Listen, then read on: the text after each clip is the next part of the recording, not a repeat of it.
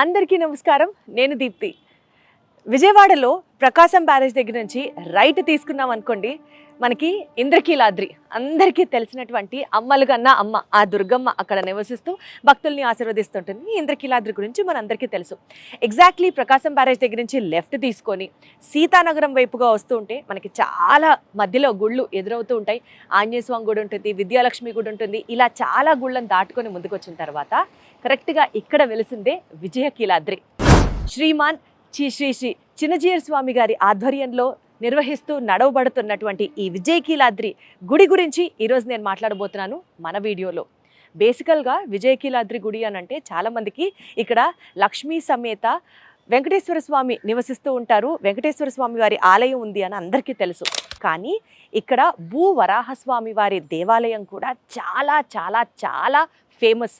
ఎంత ఫేమస్ అంటే అనుకున్న కోరికని భగవంతుడి ముందు సంకల్పించుకొని 11 వారాల పాటు 11 ప్రదక్షిణాలు చేస్తూ ఆ స్వామికి మన మనసులో ఉన్న కష్టం చెప్పుకుంటే ఖచ్చితంగా జరిగి తీరుతుంది అన్నది భక్తుల ప్రగాఢ విశ్వాసం. మరి ఈ విజయకీలాద్రి మీద ఉన్నటువంటి 10 దేవాలయాలు ఏంటి, వాటి విశిష్టత ఏంటి, ఇక్కడ భక్తుల నమ్మకాలు ఎలా ఉన్నాయి, అన్నీ వారి మాటల్లోనే అడిగి తెలుసుకుందాం. మనం కూడా తెలుసుకునే ప్రయత్నం చేద్దాం. జై శ్రీమన్నారాయణ. రండి.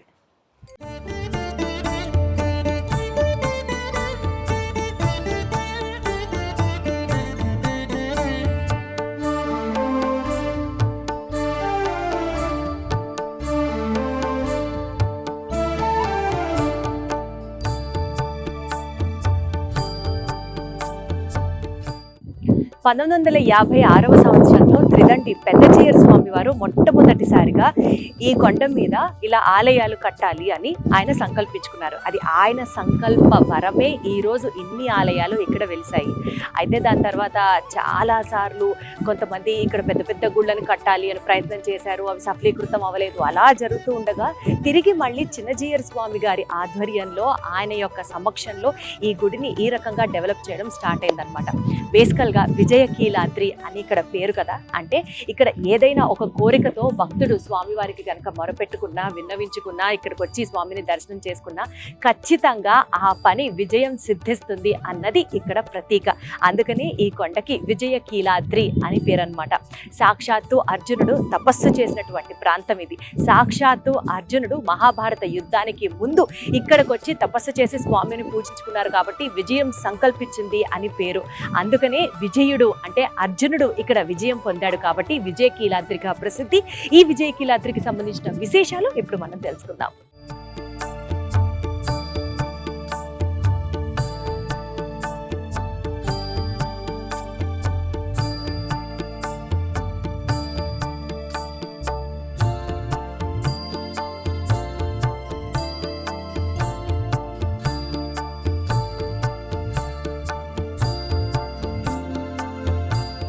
విజయకీలాద్రి అంటే ఒక్క గుడి కాదు, విజయకీలాద్రి అంటే ఒక్క దేవుడు కాదు. సాక్షాత్తు ఇక్కడ 10 ఆలయాలు, 10 మంది ఉత్సవ మూర్తులు, స్వామివార్లు, అమ్మవార్లు ఇక్కడ ఉంటారు. అయితే ఇక్కడ ఈ విజయకీలాద్రికి దైవ క్షేత్రానికి సంబంధించిన మరింత సమాచారం ముందుగా మనం ఆళ్వార్లు దర్శనం చేసుకొని ఆ ఆలయానికి సంబంధించి, అలాగే విజయకీలాద్రి యొక్క సంబంధించినటువంటి దైవక్షేత్రానికి సంబంధించినటువంటి ఈ టెంపుల్ టూర్ ఏదైతే ఉందో అది మొత్తం వివరంగా తెలుసుకునే ప్రయత్నం చేద్దాము. ఈ ఆలయానికి సంబంధించినటువంటి ప్రధాన అర్చక స్వాములు వారు మనతో ఉన్నారు. అనంత సేనులు వారు. స్వామి నమస్తే. జై శ్రీమన్నారాయణ. జై శ్రీమన్నారాయణ.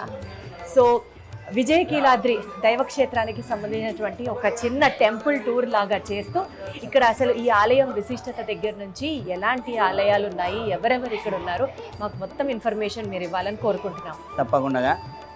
జై శ్రీమన్నారాయణ. పరమహంస పరివ్రాజకులు శ్రీ శ్రీ శ్రీ త్రిదండి చిన్న శ్రీమన్నారాయణ రామానుజ జీయర్ స్వామి వారి యొక్క పరిపూర్ణమైనటువంటి మంగళాశాసనములతో మనమంతా ప్రస్తుతం విజయకీలాద్రి దివ్యక్షేత్రం మీద మనమంతా చేరి ఉన్నాం. ఈ పర్వతానికి విజయకీలాద్రి దివ్యక్షేత్రము అని నామధేయం. అయితే కృష్ణానదికి దక్షిణం వైపు ఉన్నటువంటి పర్వతం ఈ పర్వతం. కృష్ణానదికి ఎడమ పక్కన ఉన్నటువంటి పర్వతానికేమో ఇంద్రకీలాద్రి అని, కుడివైపున ఉన్నటువంటి పర్వతానికేమో విజయకీలాద్రి అని పేరు. అమ్మవారు ఉన్నటువంటి పర్వతానికేమో అక్కడ ఇంద్రుడు అమ్మవారి యొక్క అనుగ్రహం కోసం అక్కడ తపస్సు చేయడం వల్ల ఇంద్రుడికి సంబంధంగా ఉండే విధంగా అక్కడ ఇంద్రకీలాద్రి అని పేరు వచ్చింది. అయితే ఈ పర్వతానికి విజయకీలాద్రి అని పేరు. విజయుడు అని అర్జునుడికి పేరు అన్నమాట. అర్జునుడు కురుక్షేత్ర యుద్ధంలో విజయం పొందిన తర్వాత ఆయనకి విజయుడు అనేటువంటి నామధేయం కలిగింది. అయితే ఆ యుద్ధానికి వెళ్లే ముందు ఇక్కడ ఈ పర్వతం మీద తపస్సు చేసి వెళ్ళడం వల్ల ఆయనకి విజయాన్ని కలుగజేసింది కాబట్టి ఈ పర్వతానికి విజయకీలాద్రి అని పేరు ఇక్కడ ఏర్పడడం జరిగింది. అయితే ఈ పర్వతం మీద మొట్టమొదటగా 1960వ సంవత్సరంలో మన ఆచార్యుడైనటువంటి చిన్నజీయర్ స్వామి యొక్క గురువు గారైనటువంటి శ్రీ శ్రీ శ్రీ రుద్రండి పెద్దజీయర్ స్వామివారి యొక్క సంకల్పానుసారంగా మనం ఈ క్షేత్రాన్ని దర్శించుకుంటున్నాం. మొట్టమొదటగా 1960వ సంవత్సరంలో పెద్దజీయర్ స్వామివారు ఇక్కడ ఈ ప్రాంతంలో ఉన్నటువంటి భక్తులకు ఎవరికి కలలో పెరుమాళ్ళు కనిపించి ఇక్కడ పెరుమాళ్ళు ఉన్నారు అనేటువంటి సమాచారం తెలిస్తే అప్పుడు స్వామివారు పైకి వచ్చి చూస్తే ఇక్కడ కొన్ని మూర్తిಗಳು ఇక్కడ కనిపించాయి అని చెప్పి సరే ఇక్కడ ఒక ఆలయాన్ని నిర్మాణం చేయాలనేటువంటి సంకల్పంతో స్వామివారు ప్రారంభం చేశారు. ఆ సమయంలో సుమారు ఒక 400 మెట్ల వరకు పెద్ద స్వామివారు వేయించారు.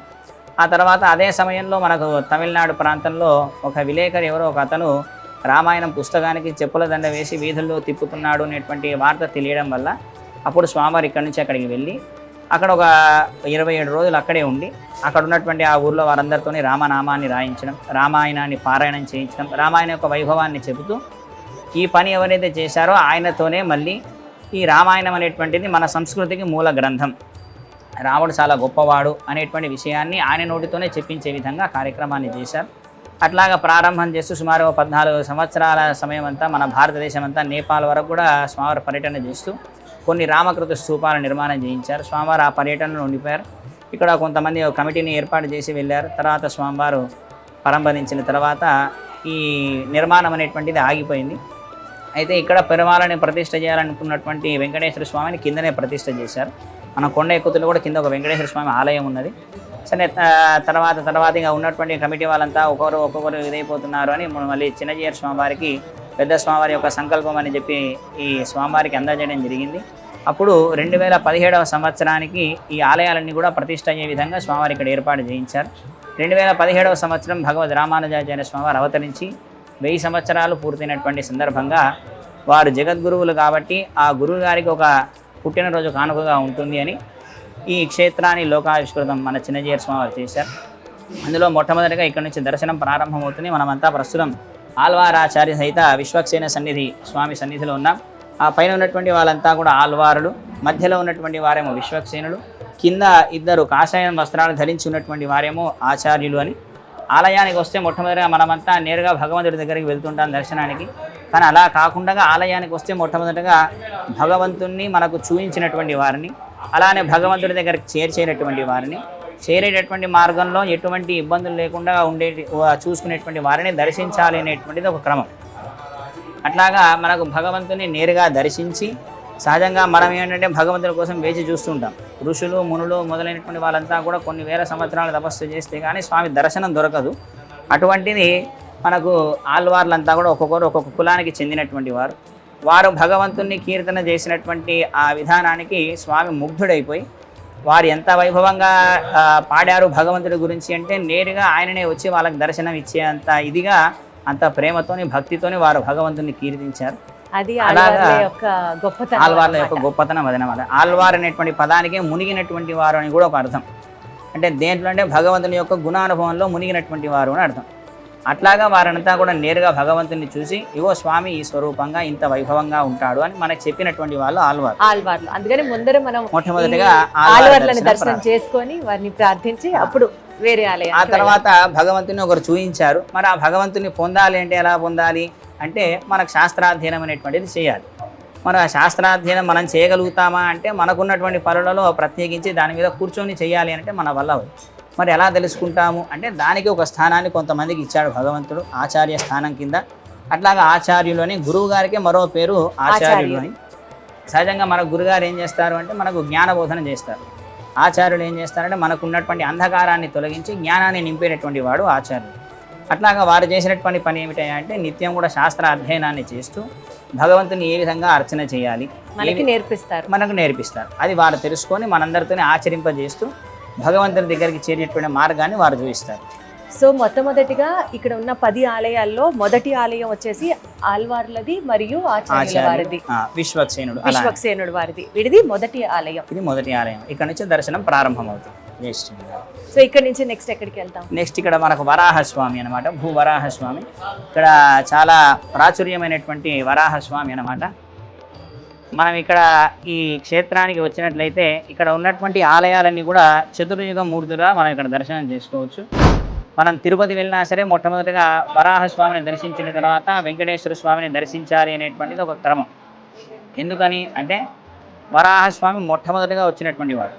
కృతయుగంలో వచ్చినటువంటి స్వామి వరాహస్వామి, ఈ కలియుగంలో వచ్చినటువంటి స్వామి వెంకటేశ్వర స్వామి. అచ్చా. అందుకని ఈ భూమి అంతా కూడా వరాహస్వామి. మరి ఆయన స్థానంలో ఈయన వచ్చి ఉన్నాడు కాబట్టి అంటే వెంకటేశ్వర స్వామి మన కోసమని వచ్చాడు.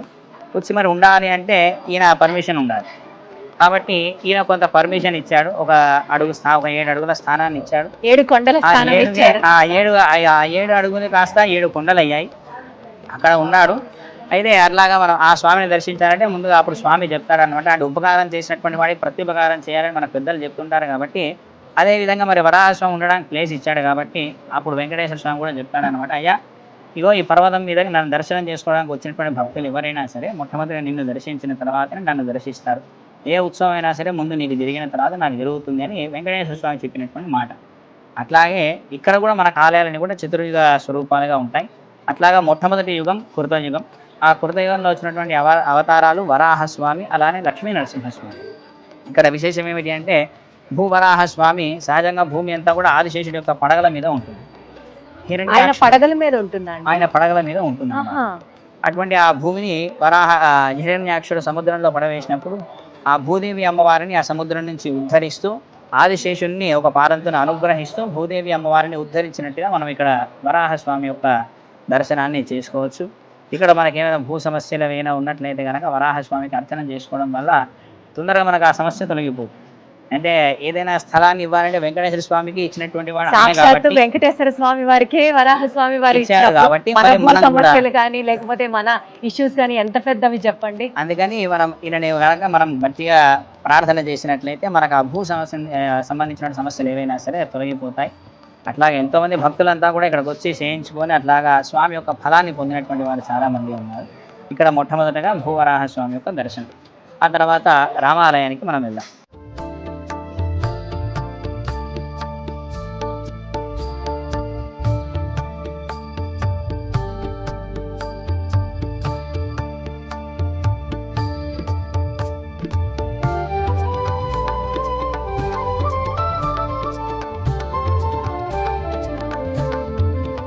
ఇక్కడ మనం ప్రస్తుతం రామాలయానికి చేరుకొని ఉన్నాం. రామాలయంలో రాముల వారికి ఎడమ పక్కన ఉన్నటువంటి స్వామి సన్నిధి పెద్దజీయర స్వామి వారి సన్నిధి. ఇందాక మనం అనుకున్నాం ఈ పర్వతం మీద ఎన్ని ఆలయాలు మనకు దర్శనం చేసుకోవడానికి గల మూల కారకులైనటువంటి వారు పెద్దజీయర స్వామి వారు అన్నమాట. ఇక్కడ వారి దర్శనం. ఆ తర్వాత రామచంద్రుడి యొక్క దర్శనం అన్నమాట. ఇక్కడ వచ్చేసి శ్రీ సీతా లక్ష్మణ హనుమత్ సమేత రామచంద్ర స్వామి యొక్క దర్శనం. ఇక్కడ మన రామచంద్రుడి యొక్క దర్శనం త్రేతాయుగ స్వరూపంగా మనం దర్శనం చేసుకుంటాం. రామచంద్రుడు సహజంగా ఎక్కడ కూడా ఆయన భగవంతుడు అని ఎక్కడ చెప్పింది లేదు. కానీ ఆయనను మనం భగవంతుడిగా పూజిస్తున్నాం. అంటే రామచంద్రుడి వల్ల సీతా అమ్మవారి వల్ల మనం తెలుసుకోవాల్సినటువంటి విషయం ఏమిటి అంటే మనిషి తన యొక్క ధర్మాచరణను కనుక సక్రమంగా ఆచరించినట్లయితే మానవుడు కూడా భగవంతుడితో సమానంగా పూజింపబడతాడు అనేటువంటి దాన్ని తెలియపరచడం కోసమని చెప్పి రామచంద్రుడిగా స్వామి అవతరించాడు. అలాగే ఇక్కడ 2వ యుగ స్వరూపంగా రామచంద్ర స్వామి యొక్క దర్శనం. ఆ తర్వాత ఇక్కడ భగవద్ రామానుజాచార్య స్వామి వారి యొక్క దర్శనం. ఇన్ని ఆలయాలు కూడా వారి యొక్క సహస్రాబ్ది 1000 year బర్త్డే సందర్భంగా వారికి కానుకగా ఇన్ని ఆలయాలు ఇక్కడ మన చిన్నజీయ స్వామి ఏర్పాటు చేశారు. అంటే ఇక్కడ మనం ఏదైతే ఇన్ని ఆలయాలు ఉన్నాయి వీటి గొప్పతనం గురించి మాట్లాడుకుంటున్నామో ఇక్కడ ఆ విగ్రహాలు కూడా వెలిసాయి అని చెప్తారు. అంతలో వాస్తవం ఉందా? ఇక్కడ మనం నరసింహస్వామి ఆలయం పక్కన మనకు కొన్ని మూర్తులు కూడా ఉన్నాయి. ఇక్కడ ఆలయం నిర్మాణం చేయాలి అని ప్రారంభం చేసినప్పుడు ఇక్కడ కొన్ని మూర్తులు కూడా దొరికాయి అన్నమాట. కరెక్టే. అయితే అంతకుముందు ఇక్కడ ఉన్నాయి. ఇక్కడ కృష్ణస్వామి ఆలయం.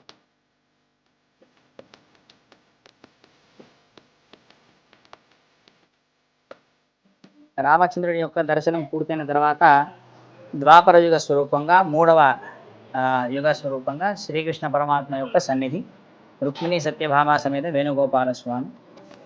ఈ పర్వతానికి విజయ కిరాద్రి అని నామధేయం కదా. అర్జునుడు విజయాన్ని పొందాడు. ఆయనకి సారథిగా ఉండి నడిపించినటువంటి వాడు శ్రీకృష్ణ పరమాత్మ. అందుకని ఇక్కడ ఈయన పేరు కూడా విజయ సారథి అని మనకు ఉంటుంది. ఇక్కడ అన్ని పెరుమాళ్ళకు కూడా రాముడికి కూడా విజయ రాఘవ స్వామి అని, కృష్ణుడికి ఏమో విజయ సారథి అని. ఇట్లాగా మూడవ యుగ స్వరూపంగా కృష్ణ పరమాత్మ అన్నమాట. ఈయన నేరుగా చెప్పాడు, అయ్యా నేనే భగవంతుడిని, మీరంతా చేయవలసినటువంటిది ఒకటే, సర్వధర్మాన్ పరిత్యజ్య మామేకం శరణం వ్రజ అహంత్వా సర్వ పాపేభ్యో మోక్షయిష్యామి మా శుచః అని.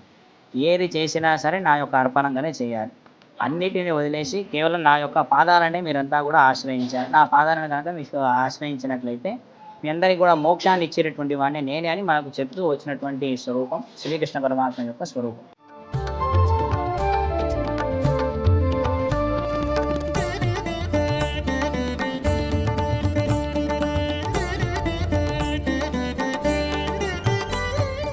ఇక్కడ వెంకటేశ్వర స్వామి యొక్క సన్నిధి, ఇటు పక్కన గోదా అమ్మవారు, ఇటు పక్కన పద్మావతి అమ్మవారు. పద్మావతి గోదా సమేత వెంకటేశ్వర స్వామి యొక్క సన్నిధి అన్నమాట.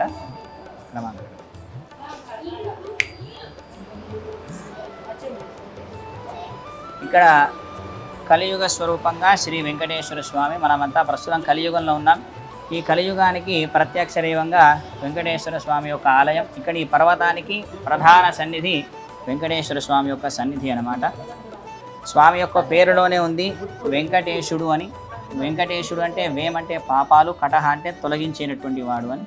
మనమంతా స్వామి యొక్క సాయుధ్యాన్ని పొందాలంటే ఎలా పొందుతాము అంటే మనకున్నటువంటి కర్మబంధనం అంతా కూడా తొలగించుకుంటే అప్పుడు స్వామి యొక్క సాయుధ్యం అనేటువంటిది మనకు లభిస్తుంది. కాబట్టి అటువంటి మన పాపరాశిని అంతటిని కూడా తొలగించి మనను అనుగ్రహించడానికని ఈ కలియుగంలో వచ్చినటువంటి స్వరూపం శ్రీ వెంకటేశ్వర స్వామి యొక్క స్వరూపం. వెంకటేశ్వర స్వామి వారి విగ్రహం ఇక్కడ ఒక్కచోటే కేవలం ఆయన కళ్ళు తెరిచి నవ్వుతూ ఉంటారు అని విన్నాను. అందులో ఎంతవరకు వాస్తవం ఉంది? వాస్తవంగా మనకు బయట ఆలయాలు చూసినట్లయితే కొద్దిగా బొట్టు కింద వరకు పెట్టేసరికి మనకు అంటే అందరి యొక్క ఆలోచన ఏమిటంటే స్వామి ఎక్కడైనా కళ్ళు మూసుకొని ఉంటాడేమో అని అంతా అనుకుంటూ ఉంటారు. కాకపోతే ఏంటంటే స్వామి ఎక్కడైనా సరే కళ్ళు తెరిచి చూస్తూ ఉంటాడు. ఆయన కళ్ళు తెరిచి మనల్ని చూస్తున్నాడు కాబట్టి మనం ఇలా ఉన్నాం. ఒకసారి ఆయన కనుక కళ్ళు మూసుకున్నట్లయితే కనుక మనం కూడా ఇదైపోతుంది. అట్లా కాకపోతే ఏంటంటే చిన్నజీయర్ స్వామి వారు ప్రత్యేకించి తిరుమల యొక్క నేత్ర దర్శనం అనేటువంటిది అందరికీ కలగాలి అని స్వామివారికి సంబంధించినటువంటి అన్ని ఆలయాల్లో కూడా ప్రతి తిరుమల యొక్క నేత్ర దర్శనం అనేటువంటిది ప్రత్యేకించి ఉంటుంది. అట్లాగా మనకు వెంకటేశ్వర స్వామి తన యొక్క మందహాసంతో మనందరినీ కూడా చూస్తూ చక్కగా చిరునవ్వుతో మనందరినీ చక్కగా పలకరిస్తూ మాట్లాడుతున్నట్లు ఆశీర్వదిస్తున్నట్లుగానే చాలా ప్రశాంతంగా ఉంటుంది. ఒకసారి ఆయనని కనుక చూసినట్లయితే మనకున్నటువంటి సమస్యలన్నీ కూడా తొలగిపోయి చాలా ప్రశాంతంగా మనకు స్వామి యొక్క అనుగ్రహం ఉంటుంది.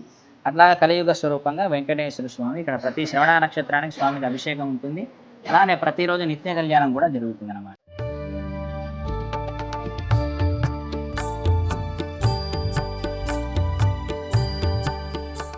మనమంతా ప్రస్తుతం వెంకటేశ్వర స్వామి దర్శనం పూర్తయింది. ఇప్పుడు సుదర్శన నారసింహస్వామి యొక్క ఆలయానికి మనం చేరుకున్నాం. ఇది 5వ ఆలయం. సుదర్శనము అంటే చక్రానికి పేరు సుదర్శనం అని, స్వామి చేతిలో ఉన్నటువంటి చక్రానికి పేరు సుదర్శనము అని. అయితే అక్కడ చూస్తే ఒక చక్రం లాగానే కనిపిస్తుంది. ఆ చక్రం ఎలా ఉంటుందంటే ఆ స్వామి యొక్క స్వరూపాన్ని మన ఇక్కడ ఏర్పాటు చేశారనమాట. 2 చేతులు మొదలుకొని 32 చేతుల వరకు స్వామి ధరించి ఉంటాడు అనమాట సుదర్శన భగవానుడు. ఆయా సందర్భాలను అనుసరిస్తూ చేతులను ధరిస్తూ ఉంటాడు. ఎన్ని హస్తాలు అయితే ధరిస్తాడో అన్ని హస్తాలలో అన్ని ఆయుధాలు కూడా ఉంటాయి. ఓహో, అట్లాగా ఇక్కడ ప్రతి చిత్తా నక్షత్రానికి స్వామికి అభిషేకం ఉంటుంది. ఆయనకి సుదర్శనుడు అనే కాకుండా విష్ణు సంకల్ప వృక్ష అని కూడా ఒక పేరు. విష్ణు సంకల్ప వృక్ష ఎందుకని అంటే స్వామి ఎప్పుడు ఏ యుగంలో ఏ అవతారంగా స్వామి వస్తాడో ఆయనతో పాటుగానే ఈయన కూడా వస్తుంటాడు. ప్రతి అవతారంలో ఉంటాడు. అయితే కొన్ని అవతారాల్లో ప్రత్యక్షంగా కనిపిస్తుంటాడు, కొన్ని అవతారాల్లో పరోక్షంగా ఉంటాడు. వెంకటేశ్వర స్వామిగా వచ్చాడు, స్వామి చేతిలో చక్రం ఉంది. కృష్ణుడిగా వచ్చాడు, ఆయన చేతిలో చక్రం ఉంది. మరి రాముడిగా వచ్చాడు, ఆయన దగ్గర చక్రం లేదు కదా, అంటే ఆయన దగ్గర ఉన్నటువంటి ధనుర్బాణపు యొక్క కొసలలో ఉంటాడు. వరాహస్వామిగా వచ్చాడు, తన యొక్క కొరలలో. నరసింహస్వామిగా తన యొక్క గోర్లలో ఇట్లాగా నిక్షిప్తమై వస్తుంటాడు. అందుకని ఇక్కడ ఉన్నటువంటి భక్తుల అందరికీ యొక్క రక్షణ కోరుకొని అలానే అన్ని ఆలయాలకు కూడా రక్షణ కానీ ఇక్కడ సుదర్శన స్వామి సన్నిధి. అయితే ఇక్కడ ఇంకొక ప్రత్యేకత ఏమిటి అంటే ముందు సుదర్శనుడు ఉంటాడు, వెనక నరసింహస్వామి ఉంటాడు. ఇక్కడ నుంచి మనం అక్కడ అద్దంలో చూడొచ్చు, లేదా వెనక ప్రదక్షిణ చేసి కూడా కనిపిస్తుంది. ఈ 2 స్వరూపాలు కూడా భక్తుల యొక్క రక్షణ కొరకు ప్రత్యేకించి వచ్చినటువంటి స్వరూపాలు అన్నమాట. ఇలాగ మనకు శ్రీరంగ క్షేత్రంలో ఉంటుంది. అటువంటి ఆ దర్శనాన్ని మనకు స్వామి ఇక్కడ ఏర్పాటు చేశారు. మనకి ఏవైనా గ్రహాలకు సంబంధించినటువంటి సమస్యలు కానీ, ఆరోగ్యపరమైనటువంటి సమస్యలు కానీ, శత్రు బాధలు కానీ ఏవైనా ఉన్నట్లయితే కనుక ప్రతి చిత్తా నక్షత్రానికి స్వామికి అభిషేకం జరుగుతుంది. అలానే ప్రతి అమావాస్యకి సుదర్శన హోమం జరుగుతుంది. ఈ వీటిల్లో పాల్గొని స్వామికి అర్చన చేయించుకోవడం వల్ల మనకు ఉన్నటువంటి ఆ గ్రహ సమస్యలు అనేవి తొలగిపోతాయి. అట్లాగే సుదర్శన స్వామి సన్నిధి. సో శ్రీరంగం తర్వాత మళ్ళీ ఉన్నది మనకి అన్నమాట విజయవాడ. తర్వాత ఇంకొకటి మనకు రాజమండ్రిలో కూడా మనకు రంగధామం అని అక్కడ ఒకటి.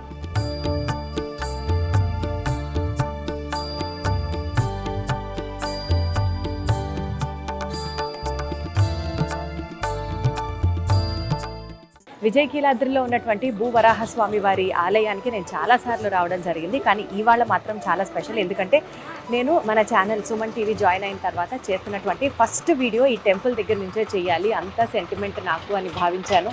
అండ్ అది ఎంత ఆస్పిషియస్ అకేషన్ అంటే దసరా శరన్నవరాత్రి ఉత్సవాలు ఇక్కడ ఘనంగా జరగడంతో పాటు ఈరోజు ప్రత్యేకంగా ఉత్తరాషాఢ నక్షత్రం అన్నమాట. అంటే సాక్షాత్తు భూవరాహస్వామి వారి జన్మ నక్షత్రం అయినటువంటి ఈ ఉత్తరాషాఢ నక్షత్రం నాడు ప్రతి నెల ఈ నక్షత్రం రోజున ప్రత్యేకంగా స్వామివారికి పుట్టినరోజు జన్మ నక్షత్రం కాబట్టి ఆ సెలబ్రేషన్స్ యాక్టివిటీస్ అవి జరుగుతూ ఉంటాయి. అందులో భాగంగా ఈ రెండింటిని పురస్కరించుకొని ఇక్కడ స్వామివారికి నివేదించినటువంటి అన్నం ఏదైతే ఉంటుందో అది ప్రసాదంగా ఇక్కడ భక్తులకి వితరణ జరుగుతూ ఉంటుందన్నమాట. సో అన్నదాన కార్యక్రమాలు కూడా జరుగుతాయి. మీరు ఇప్పుడు చూసేది అదే.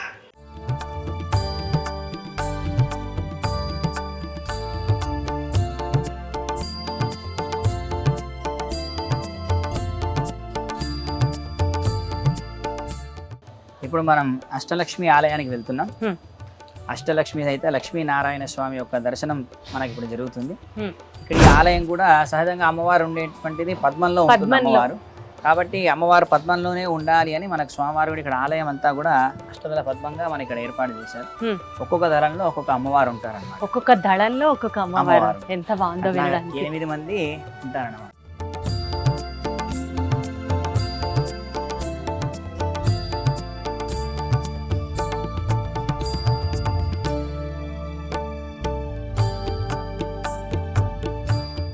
ఇక్కడ లక్ష్మీనారాయణ స్వామి యొక్క సన్నిధి. అయితే నేరుగా ఇక్కడ కంటే కూడా ముందుగా ఇక్కడ 8 మంది అమ్మవార్లు ఉన్నారు. ఒకసారి ప్రదక్షిణగా అమ్మవారిని దర్శనం చేసుకొని ఇక్కడికి. ఇక్కడ మొట్టమొదటిగా మహాలక్ష్మి అమ్మవారు, వీరలక్ష్మి అమ్మవారు, ఇక్కడ ధనలక్ష్మి అమ్మవారు, ఆ తర్వాత ఇక్కడ సంతాన లక్ష్మి అమ్మవారు, అష్టలక్ష్ములు, అష్టైశ్వర్యాలు. మనమంతా కూడా అంటే సహజంగా ఒక్కొక్కరికి ఒక్కొక్క కోరిక ఉంటుంది. మన లాంటి భక్తులందరికీ కూడా ఇక్కడ జయలక్ష్మి అమ్మవారు. అట్లాగా మనకు ఎన్ని కోరికలు ఉన్నా సరే సంపదలు అనేటువంటివి అష్టైశ్వర్యాలను మనకు చెప్తుంటారు. అట్లాగా అష్టైశ్వర్యాలను అనుగ్రహించడం కోసమని చెప్పి మధ్యలో లక్ష్మీనారాయణలతో కూడి లక్ష్మీ అమ్మవారు ఇక్కడ మనకు 8 స్వరూపాలలో దర్శనమిస్తుంది. అమ్మవారిని ఇంతమంది ఎందుకు పెట్టారు అని అంటే మనకి ఏ సంపద కావాలన్నా అది స్వామి ఇచ్చేవాడు, కానీ ఇప్పించేది మాత్రం లక్ష్మీ అమ్మవారు. ఇక్కడ ధైర్య లక్ష్మీ అమ్మవారు. అట్లాగా అంటే మనం కోరేటువంటి వాటిలో కొన్ని తప్పులు ఉండొచ్చు, కొన్ని ఒప్పులు ఉండొచ్చు. తప్పులు ఏమైనా కోరినట్లయితే కనుక స్వామి కొంచెం వెంటనే కోపం వస్తుంది. ఆ కోపాన్ని కంట్రోల్ చేసి మనకు కావాల్సినవి మనకు పొందాలి అని అంటే అమ్మ పక్కన ఉండాలి. కాబట్టి అట్లాగా మనకు కావాల్సినటువంటి అష్టైశ్వర్యాలను అందింపజేయడం కోసం అని చెప్పి ఇక్కడ అమ్మవారి 8 స్వరూపాలలో మనకి ఇక్కడ దర్శనం ఇస్తున్నారు. నాన్నకి చెప్పాలంటే భయం, కానీ అమ్మకి చెప్పాలంటే భయం లేదుగా. అందుకని ఇక్కడ 8 మందికి చెప్పుకునేటువంటి అవకాశం మనకు స్వామివారు కల్పించారన్నమాట. ఇక్కడ మధ్యలో లక్ష్మీనారాయణుడు. ఇక్కడ ప్రతి శుక్రవారం కూడా ఇక్కడ అమ్మవార్లకి ఇద్దరిద్దరు అమ్మవార్లకి అభిషేకం ఉంటుంది. అలానే ప్రతి మూల నక్షత్రానికి ఇక్కడ లక్ష్మీనారాయణకి అభిషేకం ఉంటుంది. సాయంత్రం కూడా కళ్యాణం కూడా ఉంటుంది. ఒక్కొక్క మాసం ఒక్కొక్క అమ్మవారితో కళ్యాణం జరుగుతుంది అన్నమాట. ఒక మాసం మహాలక్ష్మి అమ్మవారు, ఒక మాసం వీరలక్ష్మి, ఒక మాసం ధనలక్ష్మి, ఇట్లాగే 8 మంది అమ్మవార్లతో కూడా కళ్యాణం ఉంటుంది. ఎవరికైనా కనుక మంచి సంతానం కావాలి అనుకుంటే కనుక మనకి సంతాన లక్ష్మి అమ్మవారికి అర్చన చేసుకున్నట్లయితే మంచి సంతానం కలుగుతుంది.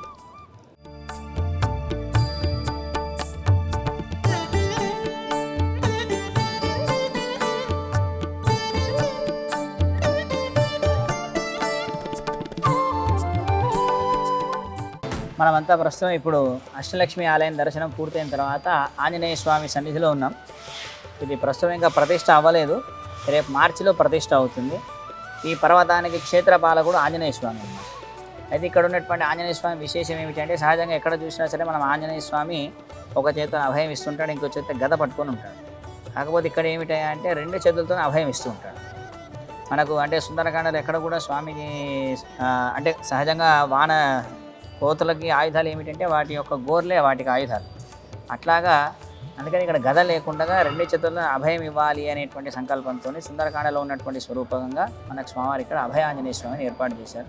రేపు మార్చిలో మనం స్వామి కూడా స్వామి యొక్క దర్శనాన్ని ప్రారంభం చేసుకుంటాం. పర్వతానికి క్షేత్రపాలకుడు కాబట్టి ఇక్కడ సన్నిధి కూడా చాలా పెద్దదన్నమాట. చాలా పెద్ద ఇంత సన్నిధిని ఇంత పర్వతాన్ని ఆయననే ఎంత ఎత్తుతో విగ్రహం ఉండబోతోంది ఇక్కడ? 36 అడుగుల మూర్తి, ఏకశిల విగ్రహం అని ఏకశిలా విన్నాం. విగ్రహం, 36 అడుగుల ఏకశిలా విగ్రహం.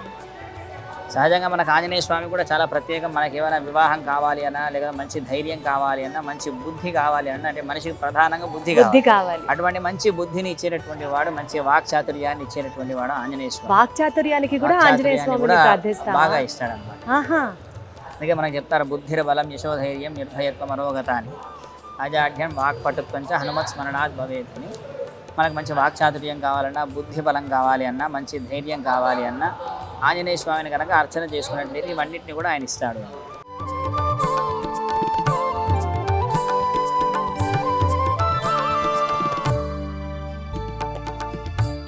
ఇక్కడ అష్టలక్ష్మి ఆలయం పక్కన నరసింహస్వామి ఆలయం ఉంది. ఆంజనేయ స్వామికి అష్టలక్ష్మి ఆలయం మధ్యలో లక్ష్మీనారాయణ. దానికి ఏమన్నా ప్రత్యేకత ఉందా? ఇది ఒక చిన్న ప్రత్యేకత. అంటే సహజంగా మనం నేరుగా చూసినటువంటి భగవంతుని విశ్వసించాలి అంటే మనకు నమ్మకం కలగడం ఇప్పుడున్నటువంటి పరిస్థితిలో కొంచెం కష్టం. మరి అటువంటిది భగవంతుడు సర్వాంతర్యామి అని చెప్తుంటారు. అటువంటి దానికి నిదర్శనం ఏమిటి అంటే దాన్ని కూడా ఒక అంటే ఏదైనా సరే మనిషికి ఒక ఉదాహరణ, ఒక ఇది కనిపిస్తే కానీ నమ్మకం కలగాలి అని అంటే ఫస్ట్ అంటే సహజంగా భగవంతునికో ఈ పూజ చేయాలంటే మనకు ఫస్ట్ క్వశ్చన్ వస్తుంది. అట్లా ఆ క్వశ్చన్ రాకుండా ఉండడం కోసం అని చెప్పి ఆయననే సర్వాంతర్యామి అనేటువంటి దానికి నిదర్శనంగా వచ్చినటువంటి స్వరూపం లక్ష్మీ నరసింహస్వామి స్వరూపం. అంటే చిన్నపిల్లవాడు అయినప్పటికీ ప్రహ్లాదుడు చెప్పాడు అంతటా ఉంటాడు నారాయణుడు అని. సర్వాంతర్యామి నారాయణుడు అని ప్రహ్లాదుడు చెప్పాడు. కానీ తండ్రి విశ్వసించలేకపోయాడు. దాన్ని పరీక్ష చేద్దామని చెప్పి ఏ స్తంభంలో ఉన్నాడా, ఇందులో అన్నిట్లో ఉన్నాడు అని చెప్పి సరే ఇందులో ఉన్నాడా అని దాన్ని ఛేదన చేసేసరికి అందులో నుంచి స్వామి వచ్చాడు. అంటే మన కంటికి కనిపిస్తున్నటువంటి ప్రతి దాంట్లో కూడా ఈ సృష్టిలో ఉన్నటువంటి ప్రతి దాంట్లో కూడా ఒక వస్తువు కానీ ఒక జీవం కానీ ఉంది అని అంటే దాంట్లో ఒక ఆధారం అనేటువంటిది ఉంటుంది. ఆధారం ఏమిటంటే స్వామి. ఈ శరీరంలో ఉన్నటువంటి జీవుడికి ఆధారం, ఈ శరీరానికి ఆధారం జీవుడు, ఆ జీవుడికి ఆధారం పరమాత్మ. అట్లాగా సర్వాంతర్యామిగా వచ్చినటువంటి స్వరూపం, కృతయుగంలో వచ్చినటువంటి స్వరూపం లక్ష్మీ నరసింహస్వామి స్వరూపం. అంటే వరాహస్వామి వారి కూడా వరాహస్వామి అలానే లక్ష్మీ నరసింహస్వామి ఇద్దరు కూడా కృతయుగంలో వచ్చారు.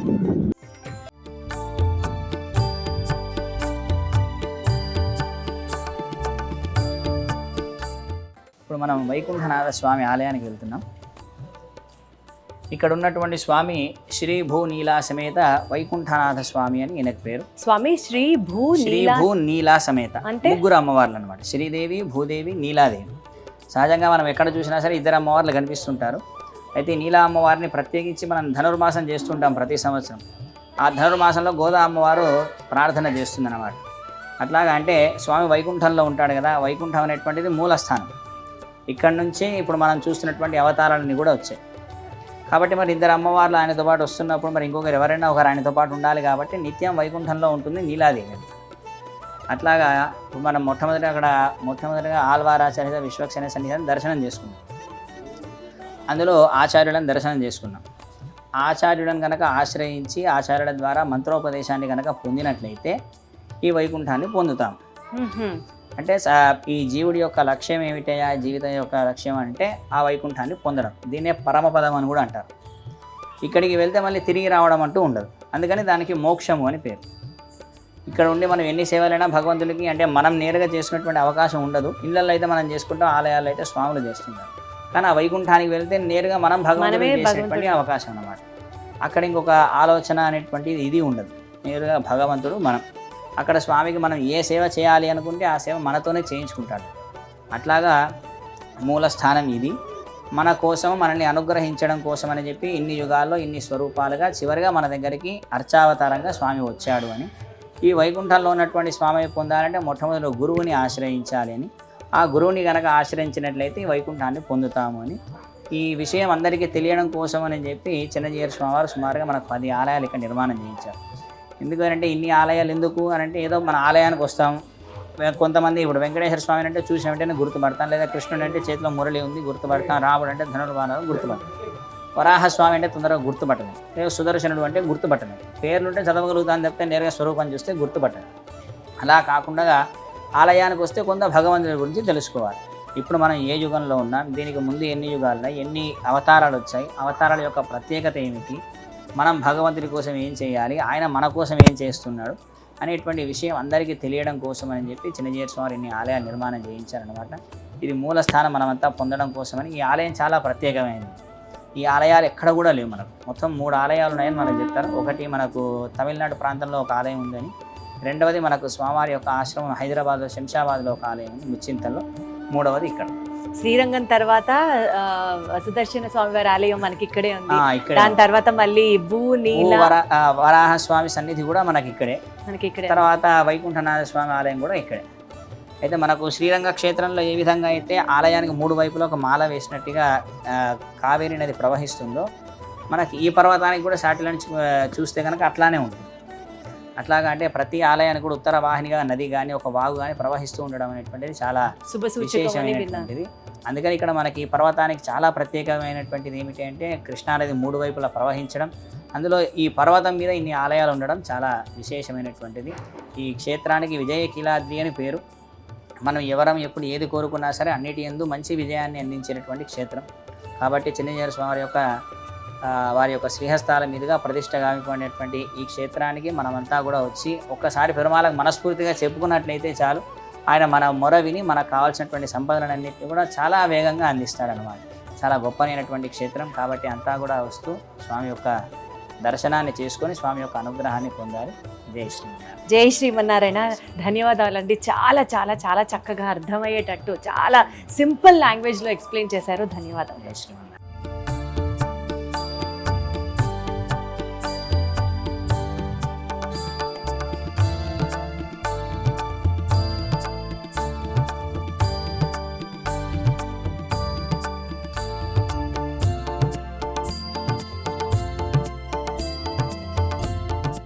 భక్తుల పాలిట కొంగు బంగారంగా భూవరాహస్వామి వారిని మనం కొలుస్తాము.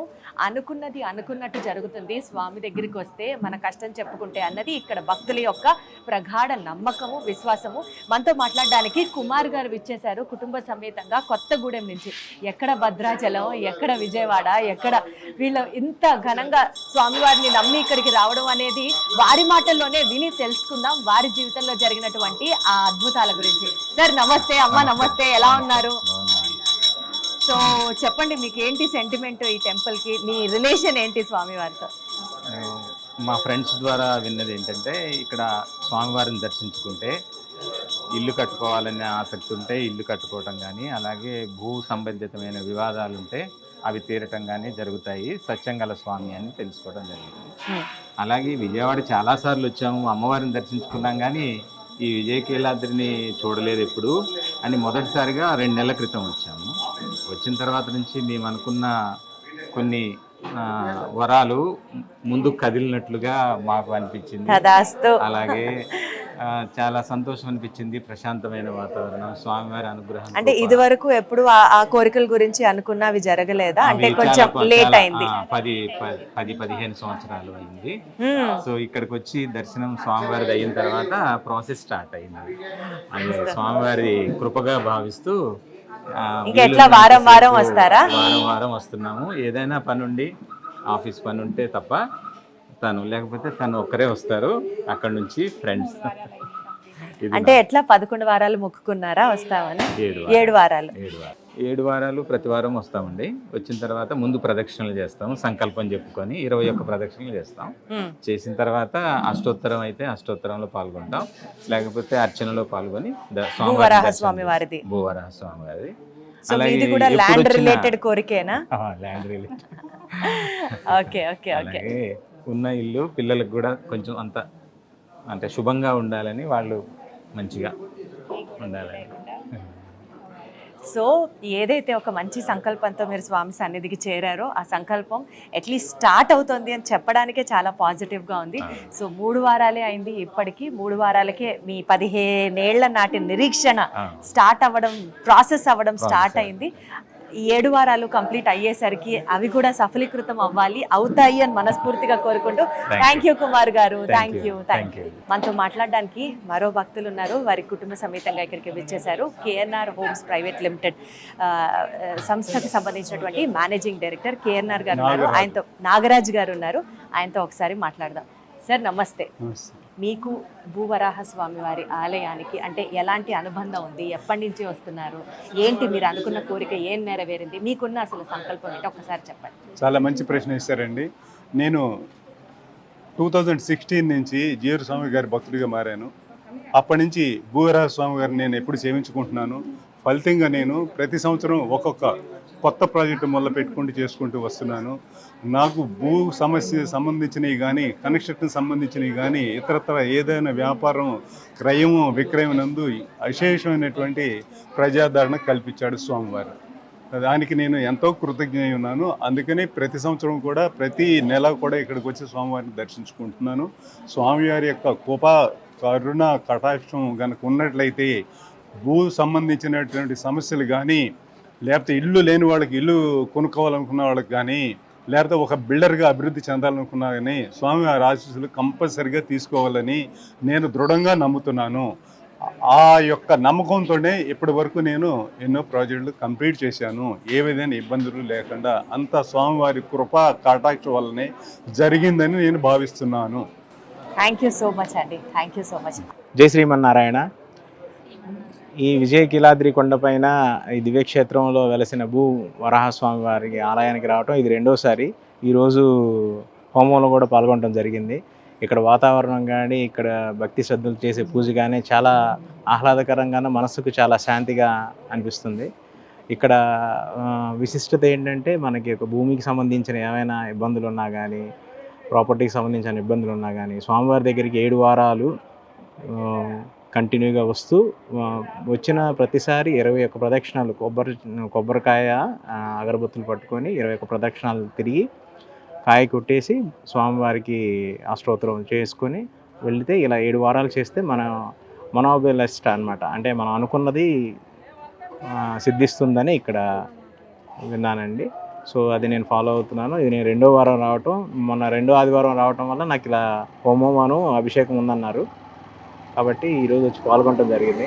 చాలా బాగుంది, చాలా ఎనర్జెటిక్గా ఫీల్ అయ్యాము, చాలా ప్రశాంతంగా ఉంది, చాలా ఆహ్లాదకరంగా ఉంది. మీరు కూడా వచ్చి తప్పక ఈ విజయకిలాద్రి పైన వెలసిన శ్రీ భూ వరాహస్వామి గారిని దర్శించుకొని వారి యొక్క కృపా కటాక్షాలు మీరు పొందవలసిందిగా ప్రార్థిస్తున్నాను. జై శ్రీమన్నారాయణ.